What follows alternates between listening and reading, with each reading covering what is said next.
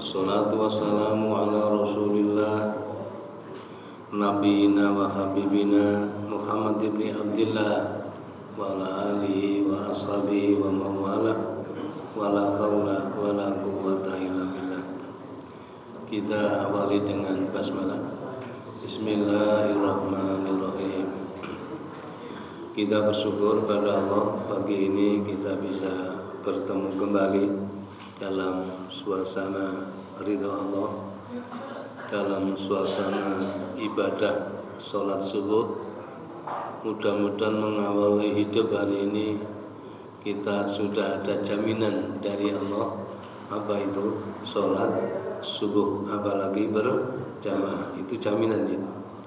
Jadi andai kata kita hidup tanpa sholat subuh, maka tidak ada jaminan dari Allah, kosong blong itu.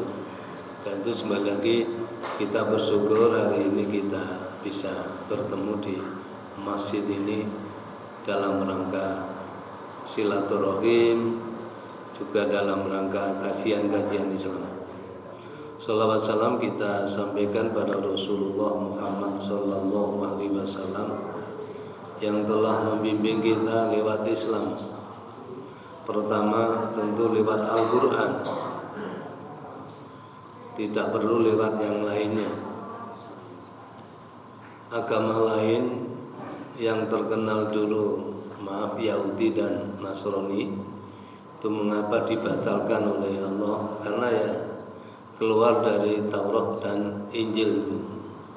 Nah, kita sebagai umat pilihan, umatan wasaton, dan umat yang terakhir memegang agama Allah ini, hendaklah kita paham. Kita tahu kan, kata Islam itu di dalam Al-Quran 4 kali. Tadi sebelum kita sampaikan lagi, yang kedua adalah sunnah beliau. Kita harus ngaji dan ngaji sunnah-sunnah itu, biar kita tidak kehilangan jejak. Karena apa? Kita sudah jauh dari Nabi kita. Kalau dihitung hari ini sudah 1446 Hijriah, tinggal menambah 13 tahun saja. Jadi kita sudah lama, mudah-mudahan tidak kehilangan jejak.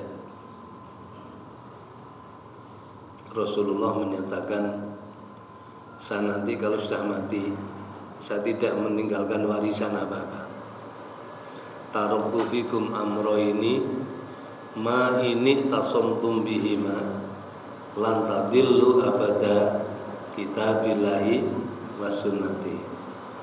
Saya nanti kalau mati tidak mewariskan apa-apa, hanya 2 pusaka, 2 senjata bagi kalian. Selama memegang teguh pada 2 itu, lan tadillu abada, tidak akan sesat untuk selamanya. Tidak akan sesat untuk selamanya. Itu jamaah sekalian, kita bicara Islam ada 4 poin, 4 arah. Kadang masalah akidah, ya, kadang masalah ibadah, kadang masalah muamalah, kadang masalah akhlak. 4 ini. Kalau untuk sirah dan sebagainya itu strategis dakwah. Bagaimana Nabi dulu di masa perang Badar, perang Uhud, itu namanya sirah, strategis. Tergantung keadaan masing-masing. Tetapi Islam menawarkan untuk 4 itu. Akidah harus lurus, tidak boleh bengkok. Ibadah harus lumayan, maksimal, terutama yang wajib. Tentu kita laksanakan semua. Kecuali memang ada rukhsah, seperti zakat dan haji, itu kan ada rukhsah. Bagi masing-masing kita tidaklah sama.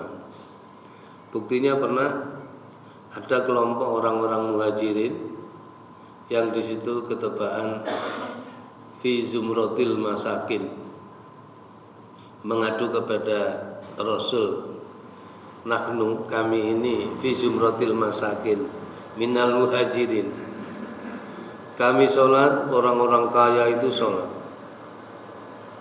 kami puasa, mereka orang-orang kaya pun puasa. Mereka zakat, kami tidak. Mereka haji, kami tidak. Tidak semuanya orang Mekah itu mampu haji. Ya, tidak selamanya. Di samping haji itu kan panggilan juga.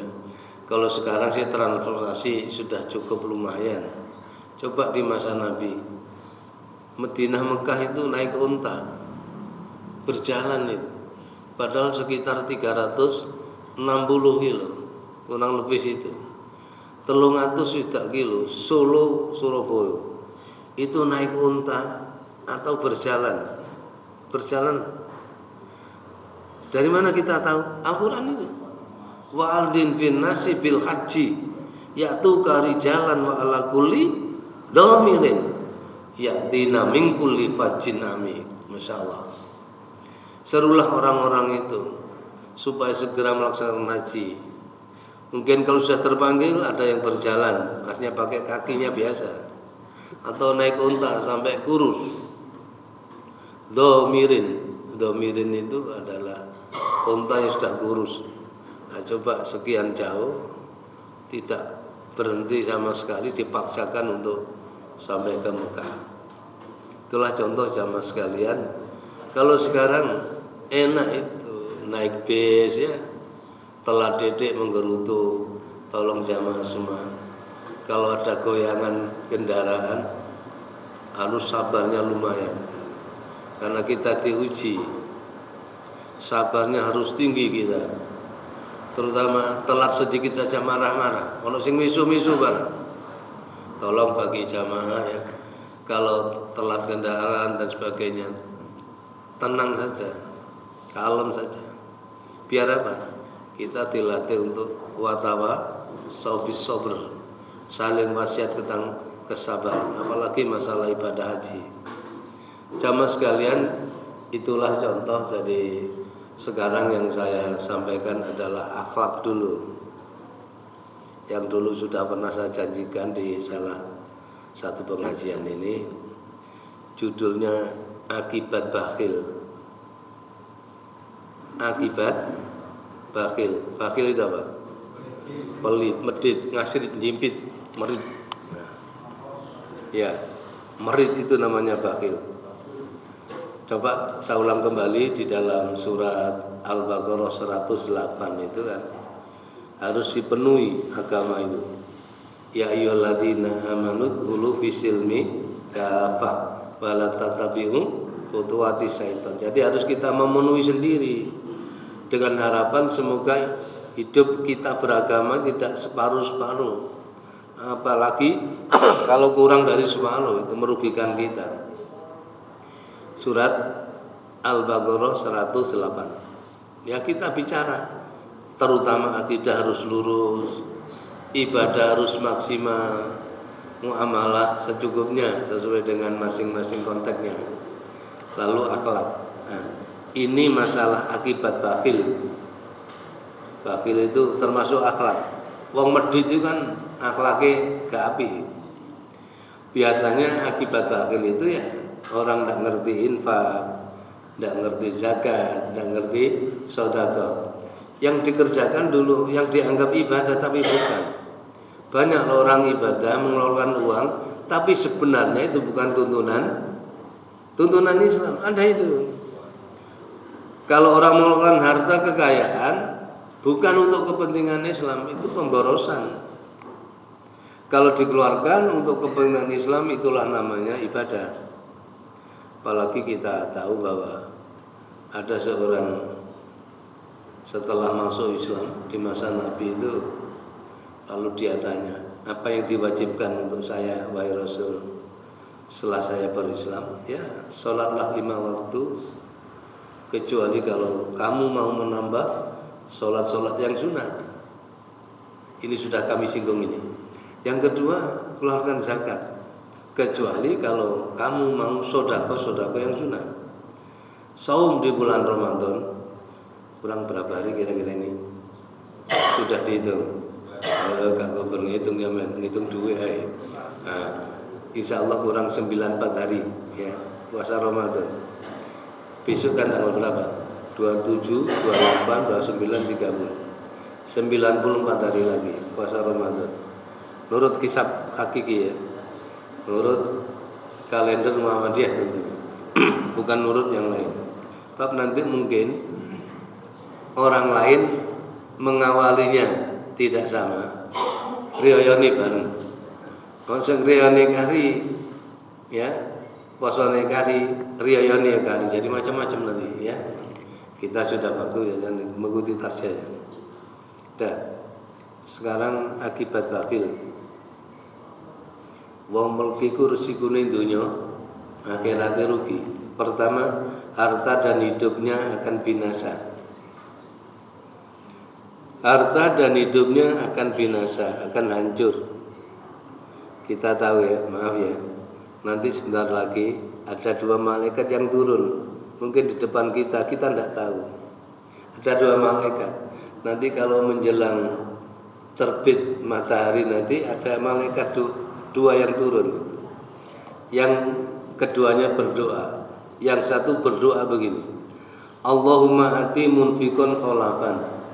Ya Allah, ya orang yang senang sodako, sampai ganti dengan berlipat ganda. Hitungannya malaikat. Jadi orang yang pagi-pagi sudah ada infak, tidak mungkin miskin itu, tidak mungkin melarat itu. Sebab apa? Ya oleh hitungannya malaikat itu.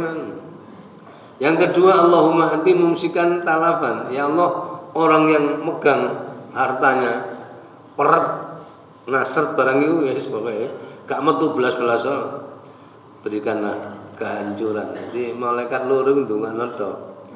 Sing sedekah diberi ganti yang berlipat ganda, sing bakhil supaya ada kehancuran. Biasanya orang kalau bakhil, jangankan untuk sedekah, dimakan saja eman. Akhirnya awake kurang vitamin. Nah, dipangan eman. Masya Allah. Ada itu. Ada model begitu. Agama menceritakannya itu. Otomatis ada. Rasul itu kalau sudah menyatakan ini mesti ada. Pirang persen. Wallahu a'lam.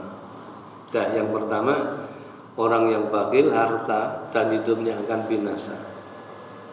Yang kedua, dicap sebagai pendusta agama. Dicap. Apa cap ini? Dicap. Distempel. Pendusta agama. Ara'aital ladzi yukadzibu bid-din. Tahukah kamu pendusta agama? Masalah. Di dalam surat Al-Ma'un ini. Jadi orang yang mendustakan agama di ayat itu bukan masalah yang lain. Ternyata tidak memperhatikan anak yatim, tidak memberi makan orang miskin. Maka celakalah orang yang sholat di situ, yang lalai di dalam sholatnya. Orang-orang berbuat ria dan enggan menolong sesamanya. Jadi manusia itu kan, kita sebagai orang Islam itu kan hablum minallah wa hablum minan nas. Harus gandengan itu. Nanti kalau ibadahnya gedhe tapi nang menungso ndak memperhatikan, ya kurang bagus. Apalagi pernah ada 2 wanita yang mengadu kepada Rasul, kami ingin tiap hari untuk beribadah, sholat malam, kami tidak menikah. Yang satu, kami tiap hari puasa, ya tidak menikah, ya berarti kan tidak sempurna. Ada lagi laporan kepada Rasul, kami punya tetangga, kalau malam tahajud, kalau siang puasa. Tapi ada tapinya di situ. Tu'zi jironaha bilisaniha. Tapi sering menyakiti hati tetangganya dengan tajamnya lisan.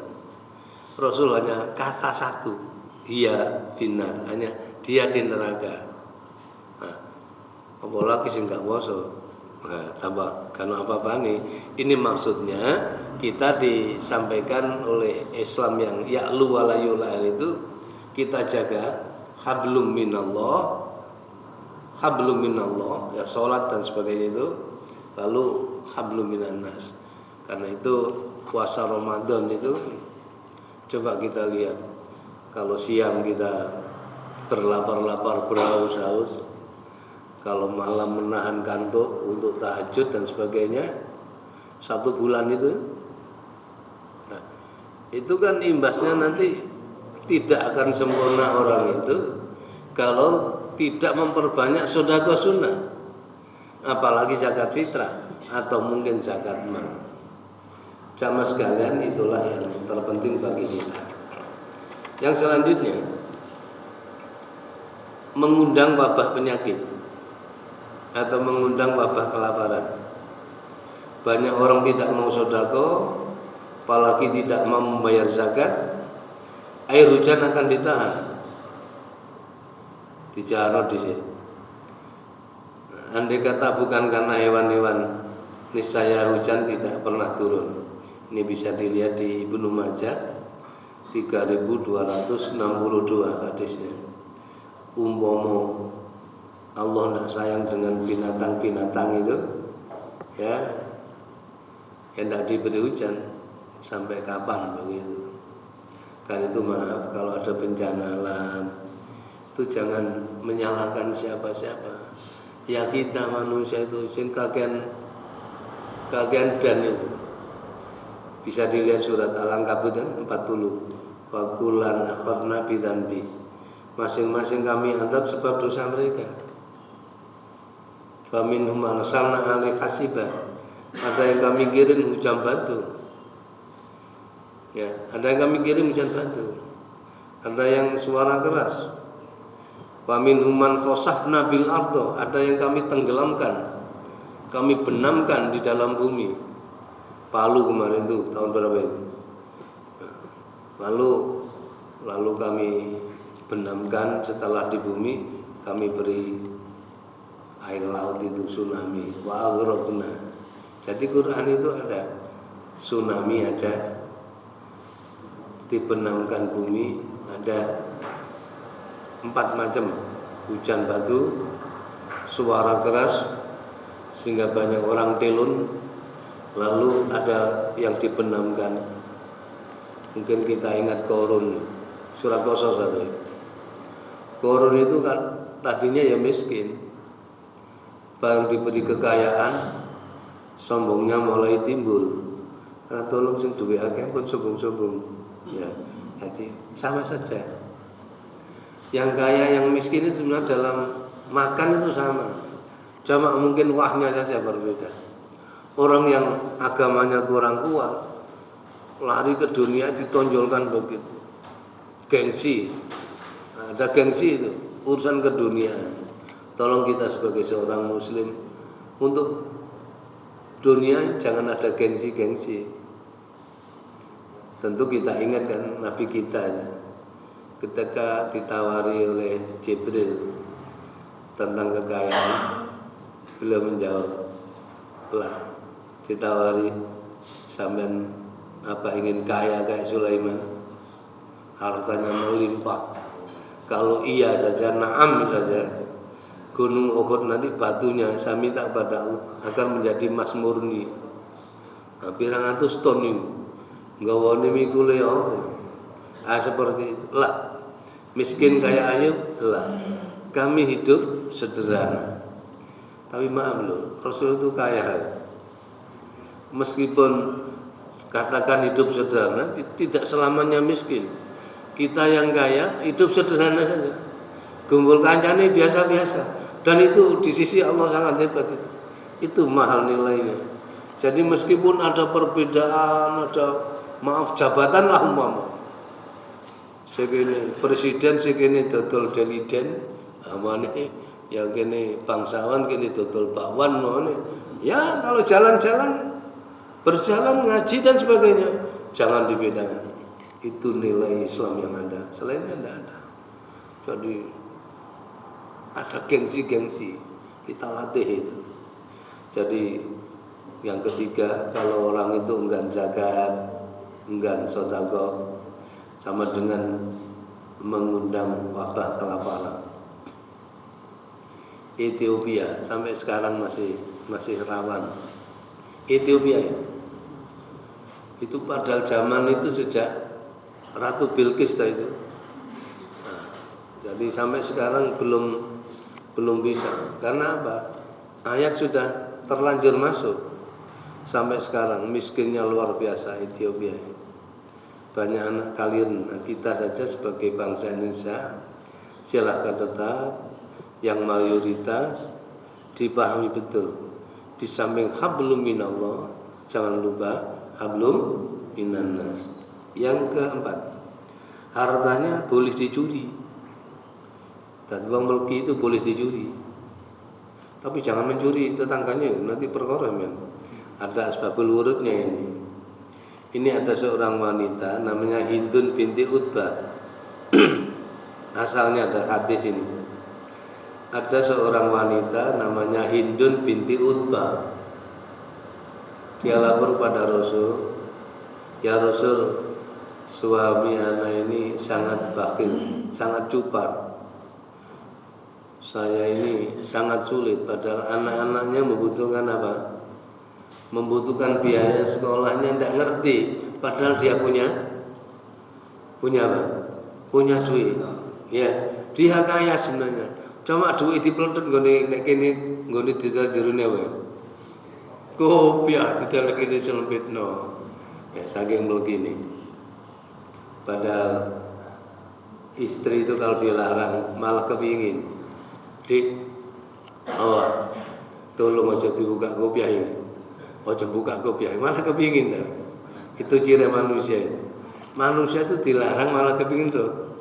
Hati-hati ini ujian berat ini. Aja dibuka lo ya. Mang meneng wae. Temper-temper nopo kan wong to. Nek dilarang isinya. Engko nek suaminya keluar didengke ono apane. Dondongane kan apa-apa. Jamaah sekalian, Hindun binti Ubah ini lapor pada Rasul, suami saya itu sangat cupar, tidak memikirkan nafkah anak-anaknya. Kalau sekarang biaya sekolah, apalagi cucunya tidak ngerti semua. Bolehkah aku curi hartanya? Bolehkah aku curi harta suami saya? Nabi menjawab, boleh, tapi jangan banyak-banyak. Ambil secukupnya saja. Kalau kamu dan anak-anakmu sudah cukup, jangan dilebih-lebihkan. Apa anane begitu? Jadi orang bakhil itu sebenarnya hartanya banyak yang rugi. Maaf ini kalau di kampung ya, kalau kita punya tetangga yang kaya, Pak Kaji lah ya saya. Pak Kaji ini luman. Kalau puasa itu bagian apa kalau di kota? Kalau di desa itu beras gula 1 kilo, ya itu saja menyelamatkan hartanya. Ada beberapa pemuda rempon ke ngarepe Pak Kaji Sugi, di depannya ada pohon apa? Mangga yang sedang berbuah gitu. Ono sing ngatek, mau kemana kamu? Aku kepingin boy Pak Kaji. Kepingin boy Pak Kaji. Tak cupuke boy. Mangganya. Sing situ jangan kamu. Lah, apa bolong lho tuh. Pak Kaji tidak kenal saya. Dia orang jauh. Tapi kamu eling. Ben riyo iku ben poso, bapakmu, oh bapakku wis gak ono. Apa maneh bapakmu wis gak ono. Ibumu di VIP lho ben poso iku. Gula 1 kilo, beras 3 kilo. Regane poe piro? Coba itu diingat-ingat.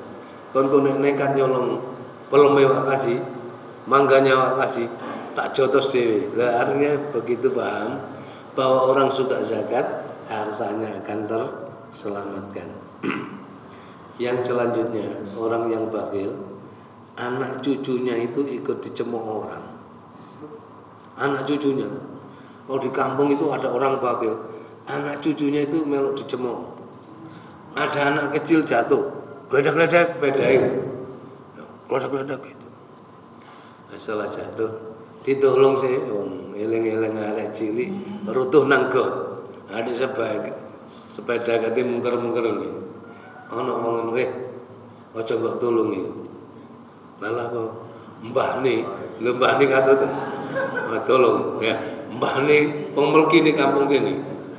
Wis coba. Padahal mbahne wis gak ana. Mulai tolong jangan meninggalkan kebabilan. Kok sakno putune. Ojo. Kan gak enak ya. Yang selanjutnya di masa Abu Bakar orang yang bakhil diperangi.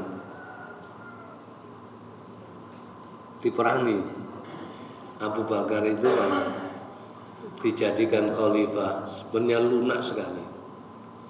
Waktu diangkat dilantik kalau ini, innalillahi wa inna ilaihi raji'un. Tolong saya sudah kau percaya untuk menjadi khalifah pengganti Rasul. Andai kata aku benar, dukung. Semuanya mendukung. Kalau salah, ingatkan. Begitu lunaknya, kalau ada orang tidak bayar zakat, jadi seperti itu, keras itu. Atau keluar dari Islam. Banyak orang yang keluar dari Islam di saat Rasul sudah wafat itu. Dikira Nabi wis gak ono ya buyar agama. Karena itu mengerti agama dengan keimanan yang ikhlas, wa ma umiru illa liya'budullaha mukhlishin, itu harus betul-betul dipahami. Jadi di masa Abu Bakar seperti itu kerasnya. Untuk selanjutnya orang yang bakhil kalau menjelang ajal sangat sakit. Malaikat itu mencabut rohnya orang yang bakhil karena disebut munafikin. Ya, disebut munafik itu surat Al-Munafikun ayat 10 itu bisa. Jadi orang yang bakhil nanti kalau dicabut rohnya oleh malaikat, oleh cabut saenake. Lain dengan orang-orang mukmin yang taat beragama. Walaupun kita tahu Rasulullah tidak seberapa sakit, tapi tetap sakit. Wong kena ridide ya sakit, apalagi dicabut. Orang-orang mukmin itu kalau mencabut lewat sini kalem begitu. Nah, kalau orang-orang yang tidak ngerti zakat, tidak ngerti sedekah, ngawur dalam hidupnya, menjabuti saenake. Batu ke udel, bahni sore udel, terserah malaikat itu. Maaf ini, nah seperti itu ruginya. Padahal kalau orang itu baik-baik dihormati, didatangi. Kita masih ingat dalam hadis, ketika orang-orang baik itu mau mati kan ada beberapa malaikat yang serba pakaian putih dan harum itu, sambil bisi orang itu. Fusilat 30 kan? Surat Fusilat 30. Innal ladzina qalu rabbunallah tsummas taqamu tatanazzalu alaihimul malaikatu alla takhafu wa la tahzanu wa abshiru bil jannati allati kuntum tu'adun. Orang yang baik-baik itu dihormati betul. Sampai rohnya dibawa ke langit itu dijaga oleh malaikat. Sampai Sidratil Muntaha dijaga. Lain dengan orang kafir, orang yang tidak beragama, maaf. Ya kafir ya beragama atau maaf, bukan Islam yang taat. Di langit pertama saja sudah ditolak itu. Jadi la tufatahu abwabus sama, tidak akan dibukakan pintu langit. Wala yadkhulul jannah, tidak akan masuk surga hatta yajal jamalu fi samil khiyat. Dan tidak akan masuk surga meskipun ada unta bisa masuk ke lubang jarum. Surat Al-A'raf sekitar 40 sampai buka di situ.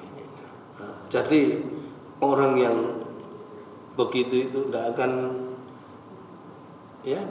enak tuh. Dunia ini payah, kadang dicemooh ngalor itu, apalagi akhirat. Lalu yang selanjutnya, orang bakhil itu sebenarnya tidak punya iman. Orang bakhil tidak punya iman. Ini bisa dilihat ini dalam Musnad. La yajtami'u suhu wal iman fi qalbin abdin abada. Tidak akan berkumpul dalam seseorang bakhil dan imannya dalam hati orang-orang mukmin Berarti kalau orang mengaku mukmin kok bakhil, berarti imannya terusir. Kalau orang imannya kuat berarti tidak bakhil begitu. Lah nek ngaku iman tapi bakhil, nek ditarik apa-apa nyirik-nyirik gak turun belas, nah itu namanya sebenarnya imannya itu hanya kosong. Hadis riwayat Ahmad ya, bisa dilihat. La yastami'us sukhu wal iman fi qalbin abdin abada. Rawahu Ahmad. Ini jamaah sekalian yang perlu dipahami. Apalagi nanti di akhirat ya, sudah kita tidak bisa membicarakan. Apalagi surat Ali Imran 180, orang bakhil sulit masuk surga. Karena itu akhirat yang belum kita datangi, suatu saat kita datangi, kumpung gundunya ya oleh melki tapi aja nemen-nemen itu resikonya ditanggung penumpang. Oke, saya rasa cukup itu. Jadi judul kita ojo bakhil, sebab orang bakhil sulit masuk surga. Bismillahirrahmanirrahim. Allahumma shalli wa sallim wa barik ala Muhammad.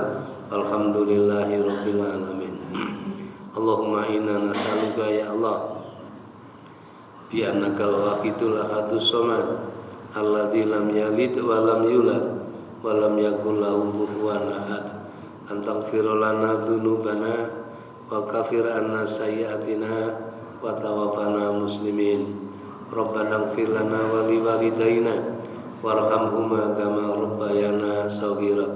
Allahumma arinal haqqa haqqan warzuqna ittiba'ah wa arinal batila batila warzuqna ijtinabah. Rabbana atina fid dunya hasanah wa fil akhirati hasanah wa qina adzabannar. Wa sallallahu ala Muhammad walhamdulillahi rabbil alamin. Assalamualaikum warahmatullahi wabarakatuh.